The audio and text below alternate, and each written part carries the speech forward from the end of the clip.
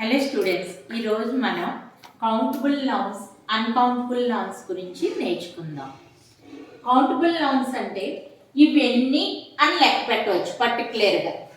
Uncountable nouns అంటే ఇవన్నీ అని లెక్క పెట్టలేము. ఈ కౌంటబుల్ నౌన్స్లో సింగులర్, ప్లూరల్ రూపాలు ఉంటాయి. అన్కౌంటబుల్ నౌన్స్లో ఏమంటే సాధారణంగా సింగులర్ రూపమే ఉంటుంది. దీనికి example book, books, pen, pens, tree, trees.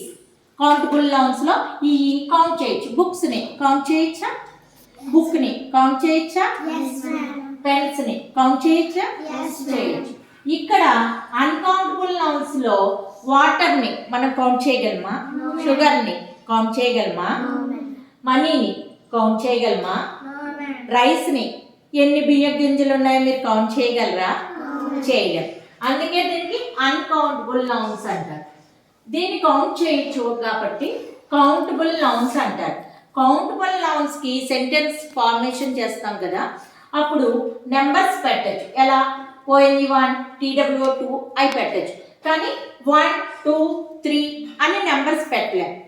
ఇప్పుడు ఎగ్జాంపుల్ ఒక సెంటెన్స్ చూద్దాం. I have 1 pen. అది ONE1 అని రాయాలి, కానీ 1 అని వేయకూడదు. అర్థమైందా? She bought 3 books. ఇప్పుడు అన్కౌంటబుల్ నౌన్స్లో సెంటెన్స్ ఫార్మేషన్ ఎలా చేస్తాము? అన్కౌంటబుల్కి క్వాంటిటీ వాడచ్చు. ఏం వాడచ్చు? క్వాంటిటీ వాడచ్చు. అంటే సమ్, మచ్, లిటిల్ అలా వాడచ్చు.